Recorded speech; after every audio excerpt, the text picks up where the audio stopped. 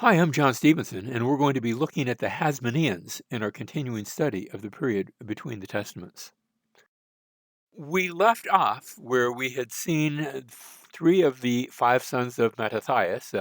We called them the Maccabees. Three of the sons had already been killed, leaving now Jonathan Aphus, who was the youngest but was the leader, and he had now been captured by Trypho. Trypho was representing the Seleucids. Remember, he's not one of the Seleucid kings himself, but he's the regent, and he demanded a ransom for Jonathan's release.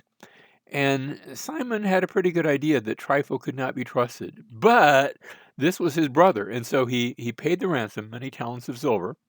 And sure enough, Trypho could not be trusted, and so Trypho executed Jonathan.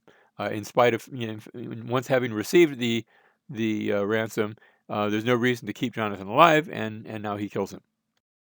This means that Trypho, now remember, we said before that Trypho is the regent for Alexander the Sixth, who is only a child, um, a descendant, supposedly the grandson. Of course, that's all questionable. You have to decide whether or not to believe the claims of Alexander Bellus, who claimed to be the son of Antiochus IV. Antiochus IV, that was the one, Antiochus Epiphanes, the one who had set up the abomination of desolation in the temple. So that whole side of the family.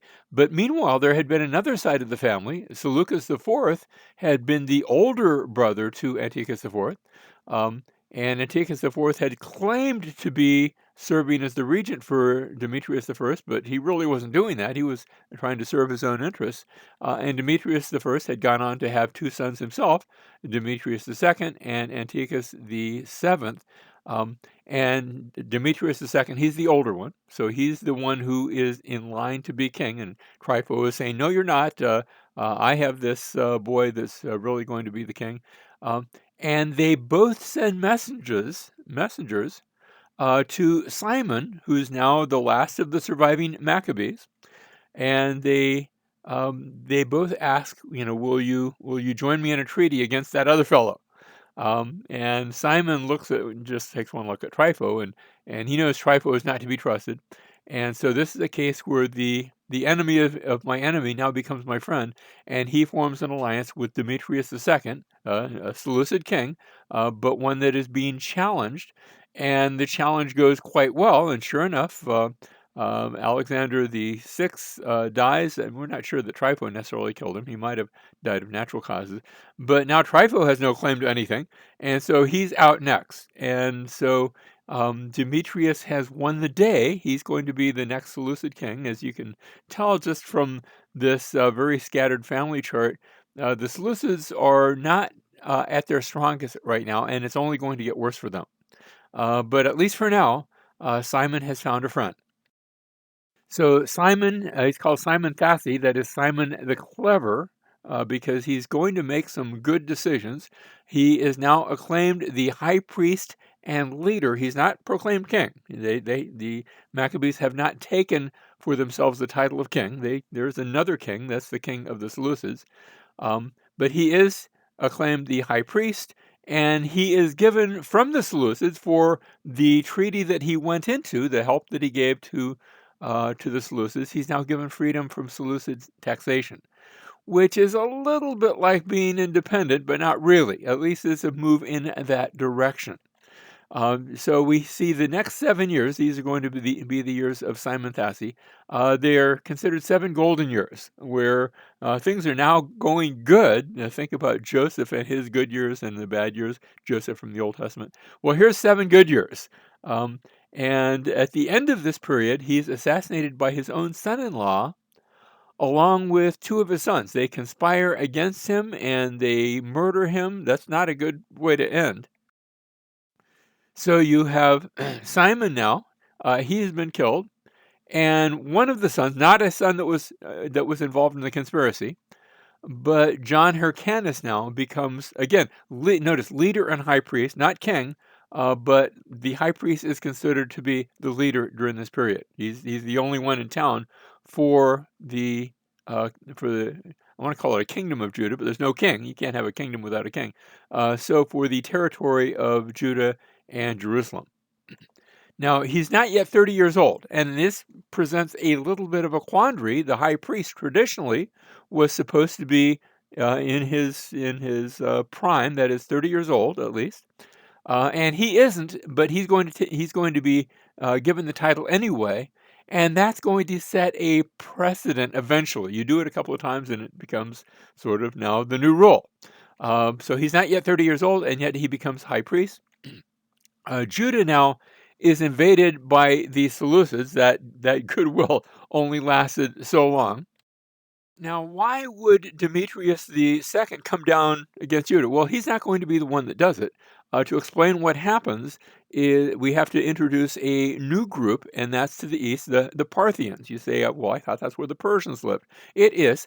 The Parthians were the new ruling class over the Persians. Tradition has it that the Parthians had come down from Scythia to the north of the Black Sea, and some of them have migrated down, and they have taken over what was formerly the region of Persia, and they're the new ruling class. As a result, notice that's no longer Seleucid territory, and in fact, the Parthians come over and capture Babylon, which had belonged to Demetrius II, had been part of the Seleucids, and that was a great area of wealth, and there goes the money because the Parthians just captured it all. So Demetrius II leads his army to try to recapture Babylon, and instead of recapturing Babylon, he is captured. Well, that didn't go very well at all, but he left a brother behind. Now, the brother, I suppose, could have gone rogue and, just said, well, there goes my brother. That was dumb of him, and now I'm in charge. But no, this is apparently a family that is working together. So we have Antiochus VII, and instead of just leaving his brother behind, he's now going to try to raise an army, and he needs to raise funds. So he's coming down against Judah. He's got to go get the money from somewhere. And after all, Judah hadn't made a treaty with him. It had been with his brother. So he tries to raise funds to rescue his brother, and he comes against Judah, and so he's coming against them. As he comes down now, Antiochus VII lays siege to Jerusalem. He allows a temporary truce during the Feast of Tabernacles, even though the city is surrounded. He says, okay, time out. We're going to stop fighting. We're going to go ahead and celebrate your Feast of Tabernacles. And because of this, he is going to get the nickname the Pious. Because yes, he's coming down to take funds from Jerusalem to raid them, basically. But there was a respect that he seems to have for the religion of the Jews. Maybe it's a respect for all the religions. I don't know what his attitude was toward other peoples, but he gets, at least from the Jewish people, the title the Pious One, and that's considered a good thing. Well, this leads now to a negotiated peace. Instead of capturing Jerusalem, they're going to buy him off. And Judah agrees to serve under the Seleucids, to go and join the army of the Seleucids, to go to try to rescue Demetrius II. Now, Jerusalem's defensive fortifications are dismantled in this, so it's not that nice of a treaty, but still, this is as opposed to capturing Jerusalem. We're not going to capture it, but we're going to tear down its walls. And the hostages are now sent to the Seleucids, including John Hyrcanus' own brother. Now, John Hyrcanus has to pay a giant tribute in silver, and he does pay it. He has to take the money, from his own people. And to do this, he's actually forced to loot the tomb of David. So grave robbery, that's not a good thing, but it's a time of need. And so he says, well, David won't mind, and he does this. Now, meanwhile, back on the front, remember we had John Hyrcanus now joining Antiochus VII in their invasion of Mesopotamia. Goal is to both recapture Babylon, but also to rescue Demetrius II. And sure enough, Demetrius II is rescued. Judah has played a part in that as allies. Did they really want to be allies? Well, they buy into it, or they're forced into it. But they're going along for the ride. At least they're not fighting against the Seleucids. They're fighting alongside of them. Now we have a military defeat. Yes, Demetrius is rescued, but the rest of the invasion doesn't go so well. And because of this defeat, Antiochus VII now commits suicide. He just can't take the humiliation, had gone in there to invade, to capture, and instead came out as a failure. And because of the suicide, Judah, their arrangement for the tribute had been to Antiochus VII. Well, he's dead, so all bets are off. Just like when Demetrius had been captured, all bets were off. Same sort of thing is taking place. And so Antiochus VII is dead, and Demetrius II is now king again. So Demetrius now, with his new ally, sort of, Judah, Demetrius II now sets out to invade Egypt. He's going to come against Ptolemy the Eighth in Egypt. And what's going on is Cleopatra II, also in Egypt, is fighting against her brother, Ptolemy the Eighth. And whenever you have two siblings that are fighting, even if one is a boy and one is a girl, that would seem to show a weakening on that front. And so Demetrius II goes down. His army deserts before they even fight. That didn't work so well. And Ptolemy the Eighth now, in retribution, supports a rival claimant to the Seleucid throne by the name of Alexander II. Well, where did he come from? Well, Alexander II claims to be an illegitimate son of Alexander Ballas. So, remember who himself was, his claim was a little shaky. So here's another shaky claim. And John Hyrcanus is going to support the claim of Alexander II. After all, what did he get from being loyal to the Seleucids but an invasion of his own territory? And Demetrius II is eventually defeated and he's killed, and John Hyrcanus has picked the winning side. And so he's seen now as a vassal prince under Alexander Ballas, but at least he's seen as a prince, not leader. He hasn't taken the title of king.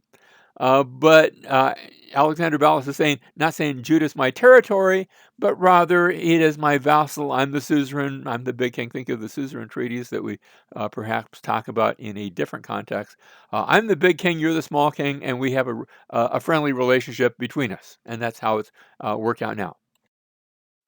So here's a Jewish coin minted by John Hyrcanus. Now, there are no images on the coin because the Jews, they don't want to do images, don't have any, don't worship any images, don't have any images of God or of people for that matter.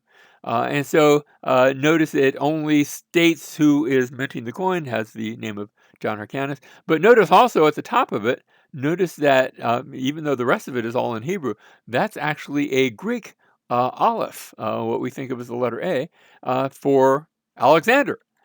So even his coin has a bow in the direction of Alexander II. Now, John Hyrcanus then takes Samaria after a long siege. After all, he's the prince, doesn't have the title leader, but he's the prince slash priest. And he takes Samaria, and the survivors are enslaved. The city is destroyed. It's not going to be rebuilt. And he also goes from there to destroy the Samaritan temple at the top of Mount Gerizim, one of those alternate places of worship. And so the idea is, now he doesn't force them to say, you're now going to be Jews. A number of them are Jewish. And of course, remember the Samaritans, they were sort of an admixture of both Jewish and non-Jewish people. But they did accept the Torah as their scriptures, and yet they had an alternate place of worship on Mount Gerizim, a temple there. And in the days of Jesus, they were still looking at that place as the place where there ought to be a temple, although there was no longer a temple there anymore in the days of Jesus. And remember how he has a conversation with a Samaritan woman, and she asks, is this the place where we ought to worship? You Jews say it's Jerusalem. And Jesus says, well, there's coming a day where it's not going to be either one. And his answer is delightfully winsome. But you can see the bad blood now that had now existed between the Samaritans and the Jews from John Hyrcanus. Well, he goes now into the area of Perea and takes areas of, for example, Medeba in the Transjordanian, the western side of the Jordan River. And he will also go south to Idumea. And there, in particular, he's going to force conversion. There will be converts, a few in some of these other locations, the Samaritans not so much. But in Perea, you're going to see both conversions and you're also going to see Jewish settlers there. That's going to become a Jewish area. And Idumea also will see, now this time it will see forced conversion, where they will, when I say forced conversion, they're going to be ordered, okay, you need to get circumcised. And they will. And that will allow, in a future date, a certain Idumean to come to the forefront by the name of Herod the Great, who will have at least outwardly converted to Judaism. Not that he's the one who does it, but his ancestors will have done that because of this forced conversion. Now, you have both Sadducees and Pharisees that had come about at this time. Initially, John Hyrcanus favors the Pharisees. They are the ones who they have both the law, but they also have what they call the oral law, their traditions, very big on that. The Sadducees' traditions aren't so much a big thing. And even when it comes to the scriptures, their scriptures are the Torah. That's as far as they're going to go. Well, Hyrcanus initially favors the Pharisees, um, but the Pharisees had said, you need to give up the high priesthood and only be the prince, only be the government leader. Because the Pharisees took the position that it was the descendants of Zadok. And that's, of course, that's in 2 Samuel and 1 Chronicles, where David and Solomon had set up the line of Zadok to be the high priest. And so they said, you're not from that line, so you ought to give up the high priest. And when, he's not going to do that, let me just say. They actually accuse him where his mother had at one time, where Jerusalem had been under siege, and the accusation is, well, if Jerusalem was under siege and captured by some of those pagan Greeks, then perhaps his mother was molested, and therefore he would be the son of a molested mother, and maybe not even really Jewish, or at least he would be unclean. This was the charge. And now this was all took place before he was even born, so it really was no reflection on him. But that's the accusation that's being made, and so in light of that, even though he tended to favor, so because of this, John Hyrcanus is going to turn from the Pharisees now to the Sadducees, and even though he may have been inclined to agree, almost to go in a Pharisee sort of way, um, because of self-interest, he's driven into the arms of the Sadducees.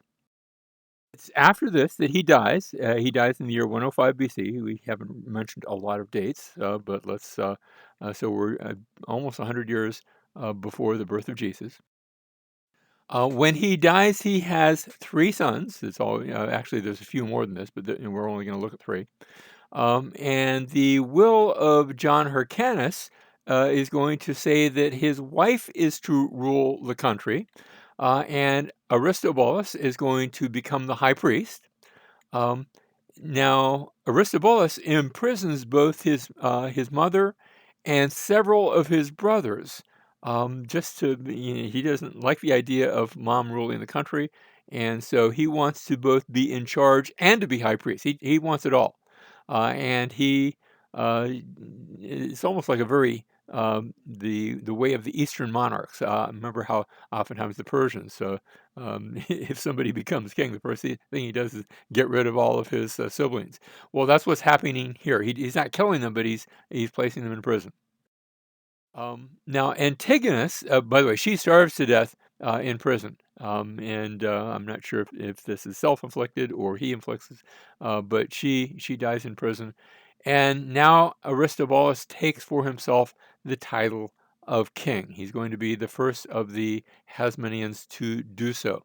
The Sadducees and the Essenes are okay with this. Not that the Essenes like him, but in the eyes of the Essenes, he can't do any worse. They already don't care for him, and but they are taking a passive sort of approach.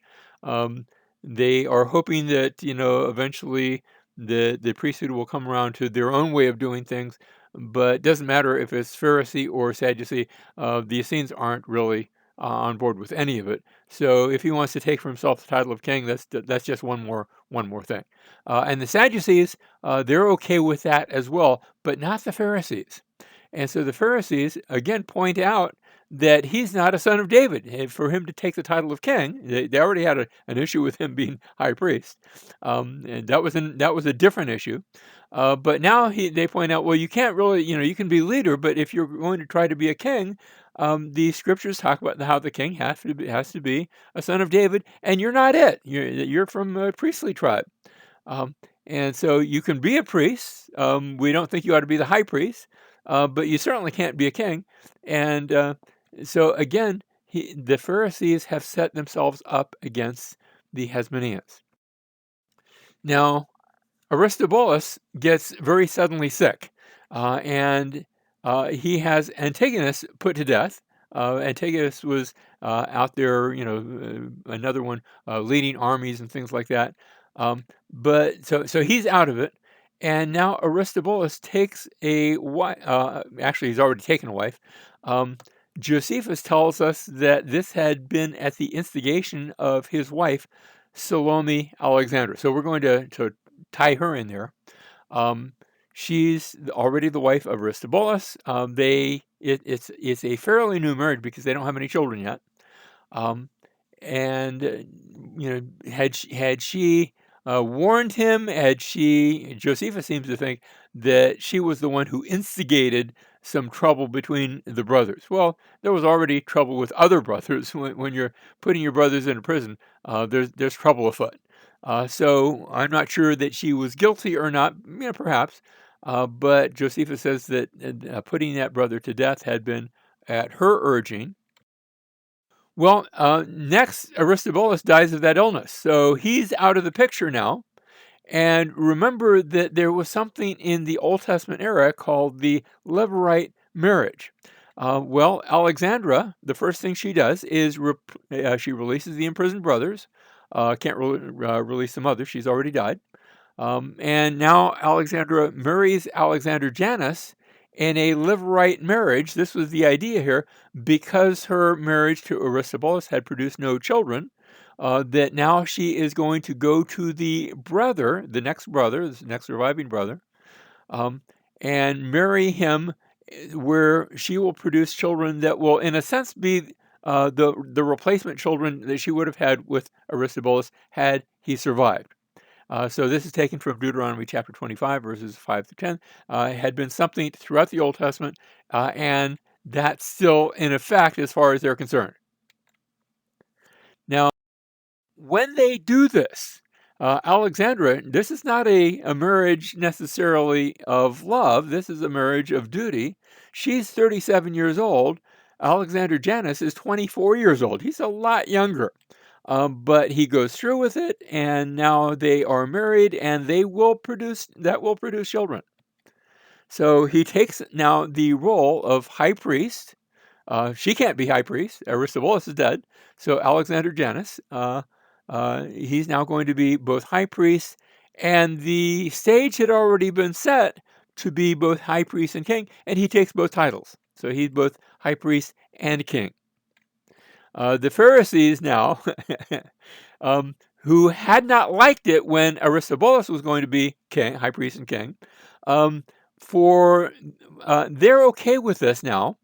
You see, Aristobulus had turned toward the Sadducees, but Alexandra, her brother, is a Pharisee, and so if her brother is a Pharisee, then maybe all those Pharisees that were being run out of town and there was a bit of persecution going on, they can work into this. They can say, well, this will work for us, because we'll have an inside track. We'll have a Pharisee that will be in the throne room, named Alexandra. Alexander Janneus, he is still a Sadducee, but but this can work on their behalf. Now, Alexander, I've been calling him Alexander Janneus or Alexander Janneus, take your pick. He now, as king, high priest and king, he takes Joppa, giving Judah now a port. Judah very oftentimes was an inland area, but now they're going to have a port city. It's not a natural harbor, but it will do in a pinch. Joppa is going to be their port. Now, remember how Joppa is going to be a Jewish port, even in the New Testament era, where we're going to see Peter going to this town and being there until he gets some folks coming from Caesarea. Caesarea hasn't been built yet. Um, some Gentiles who want to hear about Jesus. And also it had been Joppa, that had been the place where Jonah had gone down to jump in a boat and escape the will of the Lord. So there's a lot of tradition here. Joppa now becomes a port for, and now we can call it a kingdom of Judah because there's a king there. He also seeks to take Ptolemais, which is a city in the Galilean region, although Galilee is actually the area around the Sea of Galilee. This is on the coast. Notice Ptolemais is named after the Ptolemies, so that's got a Egyptian / Greek background because remember Egypt is being run by Greeks.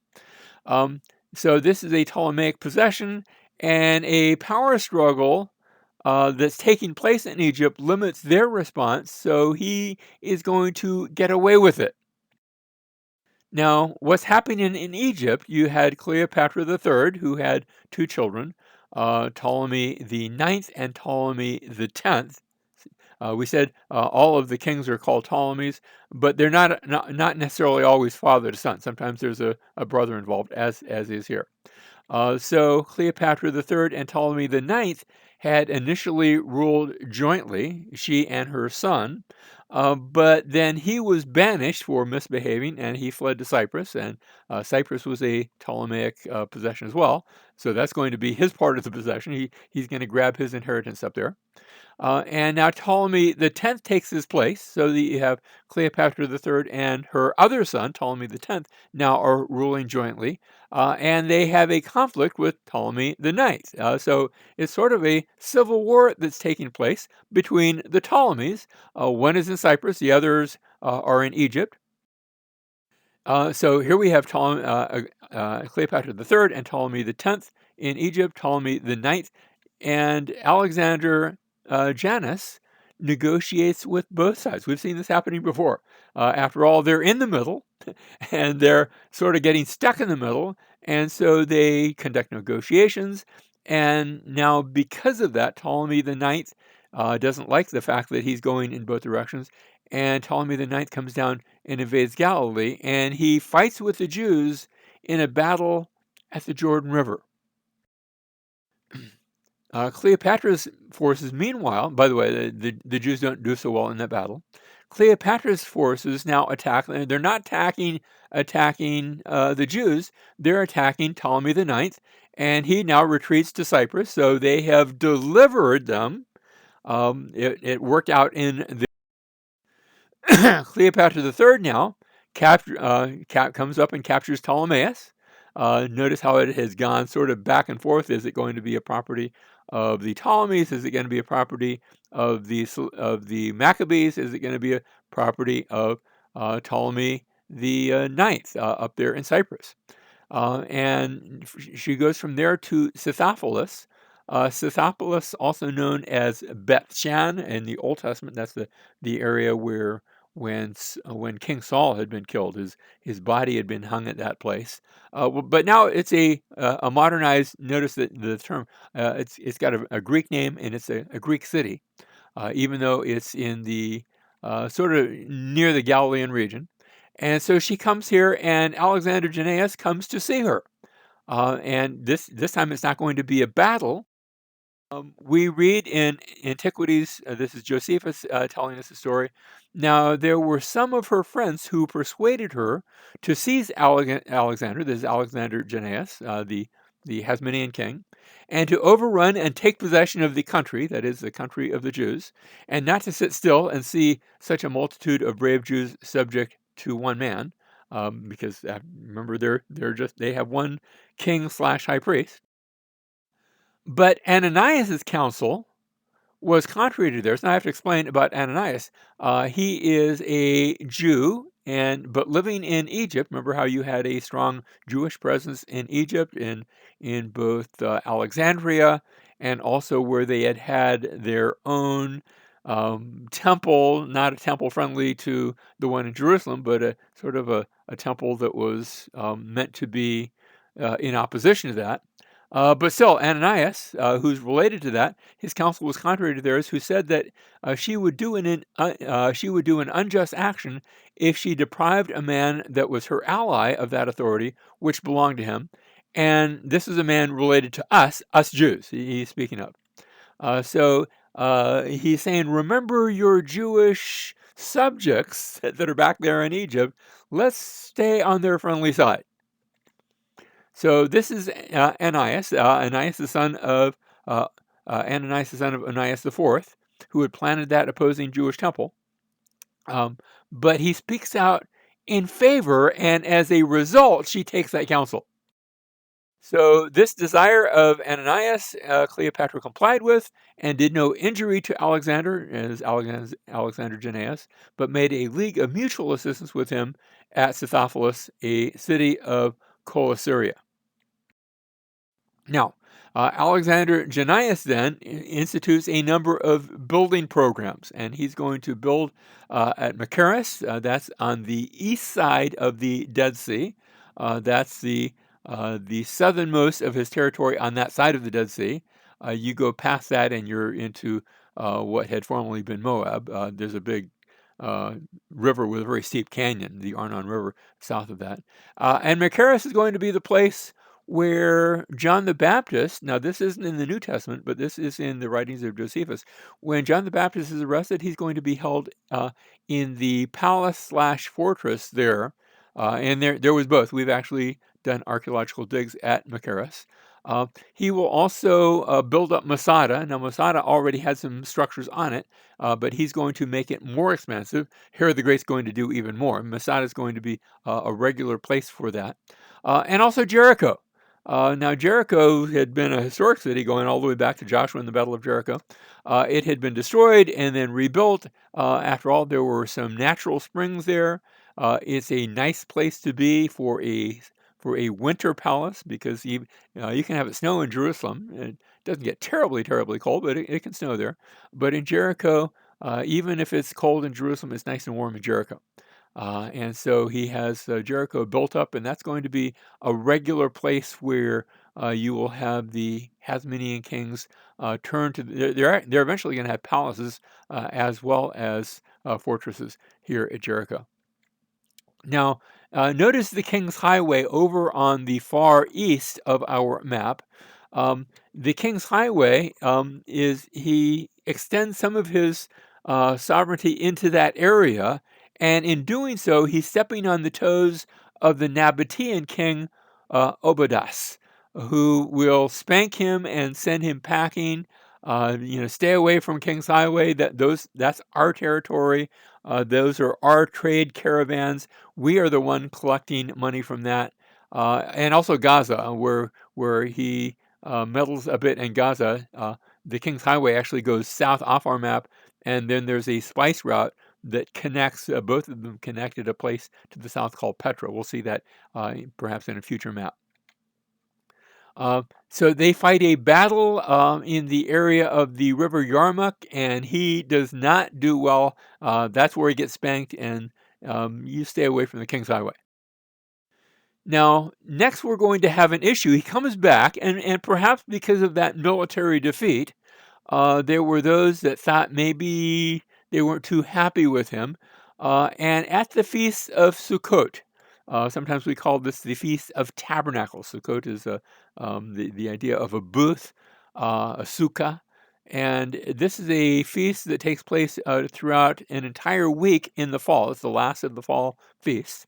And there had come to be among the Pharisees, not among the Sadducees. The Sadducees didn't care about this that much, but among the Pharisees, there was a water drawing ceremony that took place where the high priest would go down in a procession to the pool of Siloam on the south side of Jerusalem and come back with this pitcher of water from the pool of Siloam. And what they did is they attached Isaiah chapter 12. It's a short chapter. And there's a section there that says, "You will draw water from the springs of salvation." And he would bring it back and he would offer it to the Lord. Well, remember, that's a Pharisee thing, not a Sadducee thing.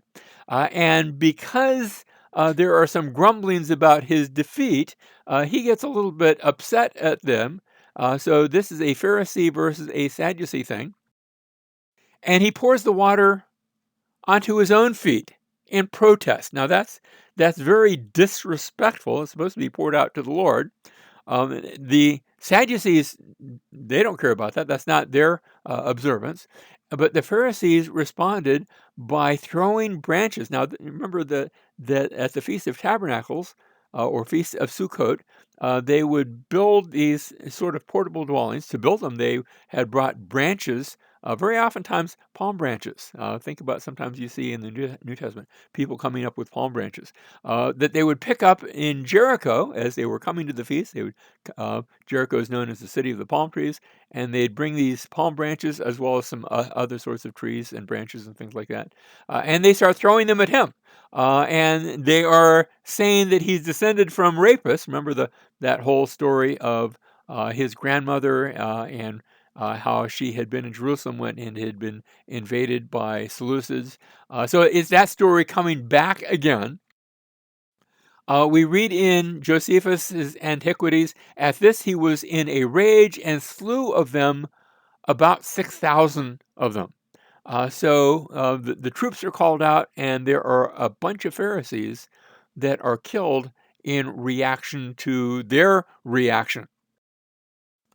We read, "He also built a partition wall of wood around the altar and the temple, as far as that partition with which it was only lawful for the priest to enter.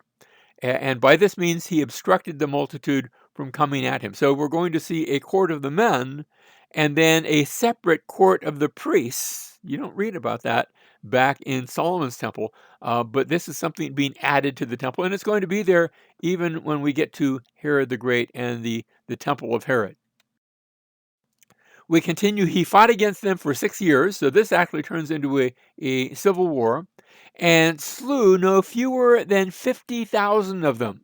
And when he desired that they would desist from their ill will to him, they hated him so much the more on account of what had already happened. And when he had asked them what he ought to do, how can we make peace? They all cried out that he ought to kill himself. That will make peace, only when you die." It gets so bad that now the Jewish rebels ask a Seleucid king, Demetrius III. We haven't talked about him. We're not really going to follow too many more of the Seleucids. They're coming and going pretty quickly. But they asked the Seleucid king, Demetrius III, can you come down and invade? We'd rather have a pagan than this person. And he complies. He only stops when domestic troubles, of which the Seleucids are going to have a lot of. That's why we're not going to hear too much from them anymore. When that calls him home. We read in the Wars of the Jews, also by Josephus, when he had ordered 800 to be hung upon crosses. This isn't the pagan. This is Alexandra Janneus. This is the Jewish king / high priest. When he had ordered 800 to be hung upon crosses in the midst of the city, he had the throats of their wives and children cut before their eyes, and these executions he saw as he was drinking and lying down with his concubines. He's doing worse than the pagans would do. Now, it's in the middle of this that I have, and they've already been a people group. We've mentioned the Essenes before, but let's bring them into the story. Because this is going to serve as an impetus for them they've already been a cultural group, a group that has their own view of scriptures, but now they're actually moving out of Jerusalem, heading for the hills, in this case, heading to a place that we know today as Qumran. This is by the shores of the Dead Sea. If you look carefully, you can see a cave in one of those cliffs. That's actually cave number 4. We found scrolls, copies of the scriptures in those scrolls. The word Essene comes from the Hebrew word asa, meaning those who do, because they viewed themselves as doers of the law. They are a splinter group actually from the Sadducees. At times they look a little bit more like Pharisees, but no, they came from the Sadducees, and they felt that both the Pharisees and the Sadducees had been corrupted. So remember, they didn't really care that the high priest took the title of king. They're already away from what they felt the will of the Lord was. So they were all equally bad. They lived, many of them, not all of them, but they're going to adopt a celibate lifestyle, which means they're not growing little Essenes. The Essenes are a group that always adults who hear about this movement and then come into it and then have to be replaced through conversion. Um, they renounce all personal possessions, and they're going to live in communities, but the communities, from what I understand, are going to be used for their social aspects, for their washings, for their scripture readings. But when they go to, instead of going to an apartment at night, they're actually going to go up and live in those caves. And so it's a very austere life, almost like a monastic life. They have a big emphasis on ritual purification. You say, well, don't all Jews have that emphasis? They carry it to an extra degree. For example, we actually find in some of their codes where they give instructions on how you are to remain pure. No defecation. You can't go to the bathroom on the Sabbath. That would make you impure. And I don't know that the Sadducees or the Pharisees ever had that sort of emphasis that you find among the Essenes. Of course, they copy the scriptures, and some of the copies that they're making at this time are going to be found by us today, and they make up what we call the Dead Sea Scrolls. And they're going to be in those holes during this period and all the way up into the first century AD. Now, the Essenes had their own eschatology that's rather unique. Where remember we'd been talking about a descendant of David. Well, they looked at the scriptures and they viewed both a priestly Messiah that would be a descendant of Aaron. You say Messiah would be a priest, yes. Remember, the word Messiah means an anointed one, and priests got anointed. So there would be a future Messiah who would be a descendant of Aaron and lead us in the ways of righteousness, the sort of the idea of the teacher of righteousness, but also a kingly Messiah. Notice they viewed this idea that there would be not one but two Messiahs, not one Messiah occupying both of these. How can a Messiah be both a descendant of Aaron and a descendant of David? That must mean that there will be two Messiahs. Of course, I think they were wrong. There is one Messiah who is both prophet, priest, and king, but that's not the way they viewed things. Now, we've been looking at Alexander Janneus and his movement against the Pharisees, his advent into this whole period of civil war, this great brutality, and finally, he comes to his end. He dies in the year 76 BC. He has two sons, and they're in their 20s. They're adults, but rather than them coming to the throne, it will be his wife, Alexandra, who picks up the reins of leadership, and Queen Alexandra will be the first Jewish queen since the days of the Old Testament. There was a queen Athaliah. She was not a good person. Killed all of the royal children, tried to do away with the descendants of David. That had been the last time that Israel had seen or Judah had seen a queen, and now Alexandra, she's already queen. She's serving with her husband, but now she will rule. Not as a regent. Her sons are old enough to rule for themselves, but she will rule in their place for the next 9 years, and we'll look at that story next time.